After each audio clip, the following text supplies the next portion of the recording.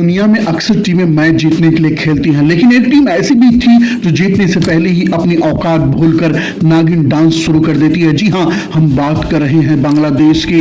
तारीख थी 23 मार्च 2016। बांग्लादेश को जीत के लिए चाहिए थे 3 गेंदों पर सिर्फ 2 रन। जीत उनके बहुत करीब थी। जश्न शुरू हो गया था और मैदान पर भारतीय फैंस की आंखों में आंसू थे, लेकिन तब बांग्लादेशी भूल गए थे कि विकेटों के पीछे वो इंसान खड़ा है जो हार को जीत में बदलना जानता है। कैसे महेंद्र सिंह धोनी ने बांग्लादेशियों के नागिन डांस को उनके जीवन का सबसे भयानक नंगा नाच बना दिया। चलिए देखते हैं क्रिकेट इतिहास के उस सबसे बड़े मिरेकल की कहानी को। बांग्लादेश क्रिकेट दुनिया की वो टीम जो अपनी बदतमीजी और झगड़ालूपन के लिए हमेशा से जानी जाती रही है। कभी वह इंडियन प्लेयर से भिड़े तो कभी श्रीलंकन प्लेयर से और कभी अंपायर से। हद तो तब हो गई जब बांग्लादेशियों ने क्रिकेट सम्राट महेंद्र सिंह धोनी से पंगा ले लिया, लेकिन इस बार उन्होंने पंगा लिया था अपने बाप से। बांग्लादेश को आखिरी ओवर में 3 गेंदों पर जीत के लिए 2 रन चाहिए थे और इसलिए बांग्लादेशियों ने इसे और भी अपनी जीत समझकर नागिन डांस करना शुरू कर दिया था। लेकिन शायद बांग्लादेशी तब भूल गए थे कि उन्होंने एक ऐसे कप्तान को छेड़ दिया है जो उनके नागिन डांस को नंगा डांस बना देगा। यह कहानी है साल 2016 में खेली गई वर्ल्ड कप के उस मैच की जब भारत के सामने थी बांग्लादेश की टीम। जी हां, वही बांग्लादेश जिसको हमने पाकिस्तान की गुलामी से आजाद करवाया था।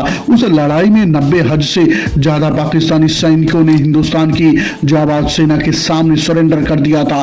लेकिन कहते हैं ना, किसी के लिए चाहे कितना भी कुछ कर दो, अगर उसकी नीयत खराब है तो वह अपने लिए किए गए एहसान को भूलकर एक भी मौका नहीं छोड़ेगा आपको जलील करने का और आपको नीचा दिखाने का। बांग्लादेश की टीम ने भी ऐसा मौका नहीं छोड़ा था और जब जब उसे मौका मिला था उसने कई दफा भारत को जलील करने की कोशिश की।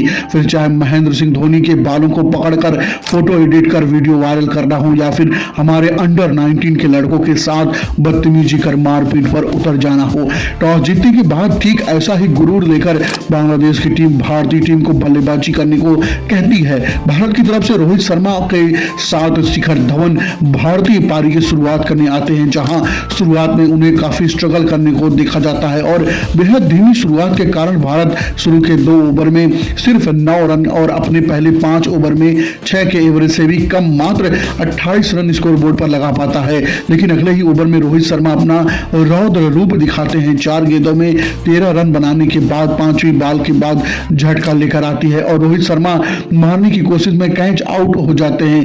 रोहित के जाने के बाद बल्लेबाजी करने आते हैं विराट कोहली और उनके साथ आती है भारत की दूसरी मुसीबत, क्योंकि अगले ही ओवर में शिखर धवन LBW हो जाते हैं। बैक टू बैक 2 विकेट गिरने से बांग्लादेशियों का घमंड चरम पर आ चुका था।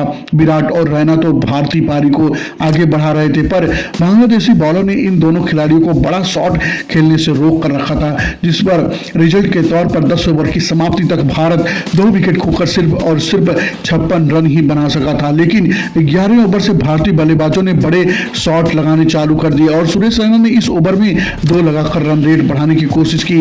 तभी टीम इंडिया के किंग विराट कोहली भी बांग्लादेशी बॉलर के शिकार बन जाते हैं और यहां से आती है हार्दिक पांड्या एक गगनचुंबी लगा देते हैं और कुछ बड़े शॉट खेलते हैं, लेकिन तभी रैना भी आउट हो जाते हैं और भारतीय पारी लड़खड़ा जाती है। पहले हार्दिक और उसके बाद युवराज सिंह के विकेट के बाद धोनी और जडेजा जैसे तैसे भारतीय टीम के स्कोर को 146 रनों तक पहुंचाते हैं। अब बांग्लादेश को इस मैच को जीतने के लिए सिर्फ 147 रनों की जरूरत थी। भारत की पारी समाप्त हुई और जब बांग्लादेशी प्लेयर मैदान से बाहर जा रहे थे उस समय उनके जश्न का अंदाज यह बयां कर रहा था कि जैसे उन्होंने भारत को 146 रनों तक इस मैच को जीत लिया हो और अपने इसी घमंड के साथ बांग्लादेश की टीम 146 रनों का पीछा करने के लिए मैदान पर उतरती है। लेकिन असली कहानी अभी बाकी थी। बांग्लादेश के साथ कुछ ऐसा होने वाला था जो कई सालों तक उन्हें चुभने वाला था। बांग्लादेश ने सदी की शुरुआत की, लेकिन तीसरे ओवर में ही जडेजा ने मिथुन को आउट करके बांग्लादेश की उम्मीदों को उनके औकात के बराबर ला दिया। हालांकि टारगेट बहुत ही छोटा था, इसलिए भारत को इस मैच को जीतने के लिए बैक टू बैक विकेट लेने थे। लेकिन जहां जस्टिस के अपोजिट हो रहा था, मिथुन के जाने के बाद सबीर और तमीम के मैदान पे मानो खूंटा गाड़ दिया हो।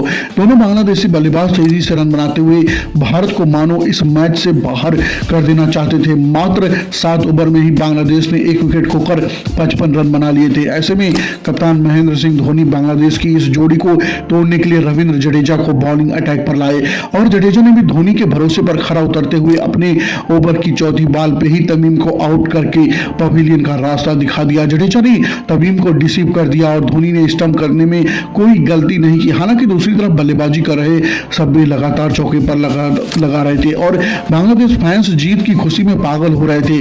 इसी बीच धोनी ने अपना कंप्यूटर से भी तेज दिमाग यूज किया और रैना को बॉलिंग देते हुए व्हाइट बॉल डालने को कहा। उनको पता था सब्बीर रैना को मारने की कोशिश करेगा और धोनी के आधे सेकंड से भी कम समय में सब्बीर को स्टंप आउट कर दिया। इस स्टंपिंग को क्रिकेट इतिहास की सबसे बेहतरीन स्टंपिंग माना जाता है और यहाँ से शकीब और मुर्तजा ने लंबे लंबे लगाकर मैच एक तरफा बना दिया। आलम यह हो गया था कि जो भी बल्लेबाज आता वो लंबे लंबे मारकर आउट हो जाता। इसके बाद 10वें ओवर में, 12वें ओवर में और फिर 13वें ओवर में भारत को शब्बीर, मुर्तजा और साकिब के रूप में 3 विकेट मिलते हैं। लेकिन फिर यहां से सौम्य सरकार ने बांग्लादेशी पारी को संभालते हुए तेजी से रन बनाने चालू कर दिए, जिससे आखिर में 3 ओवर में 27 रनों की जरूरत थी। लेकिन सौम्य सरकार एक चौका लगा करके अगली ही बॉल पर आउट हो जाते हैं और बांग्लादेशी फैंस निराश हो जाते हैं। पर अगले ही पल महमूदुल्लाह ने लगातार 2 चौके लगाकर भारत की उम्मीदों पर पानी फेर दिया।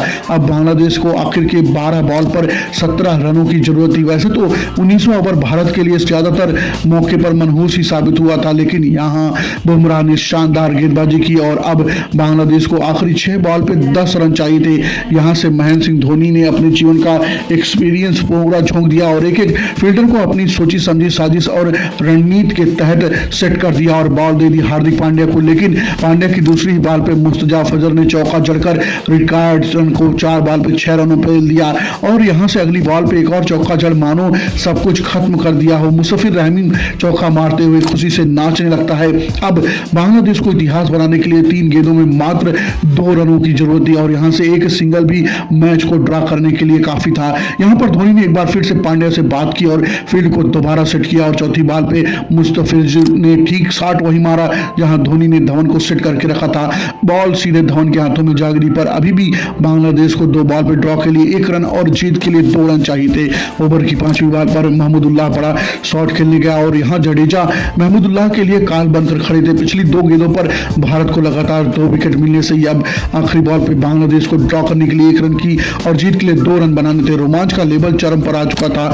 ऐसे में पांड्या की आखिरी गेंद पर बैट्स को बीट कर जाती बैट्समैन रन लेके दौड़ा, पर विकेट के पीछे धोनी तैयार थे। उन्होंने बॉल को थ्रो न करके चीते वाली छलांग लगाई और बैट्समैन के क्रीज पर आने से ठीक पहले गिल्लियां बिखेर दी। इस तरह से धोनी की रणनीति के कारण भारत ने मैच जीतकर वर्ल्ड कप में बांग्लादेश जैसी छोटी टीम से हारने का दाग अपने दामन से लगने से बचा लिया। जो बांग्लादेशी अब चंद बॉल पहले नागिन डांस कर रहे थे, अब उनकी आंखों में सिर्फ और सिर्फ आंसू थे और इस तरह से टीम इंडिया ने बांग्लादेशियों को सबक सिखाया और बाप बाप होता है। इस वीडियो के लिए इतना ही। अगर आपको वीडियो पसंद आया हो तो लाइक करके चैनल को सब्सक्राइब जरूर कर लीजिए। बहुत एक्साइटिंग वीडियोस आने वाली हैं। मिलते हैं अगली वीडियो में, तब तक के लिए नमस्कार, जय हिंद।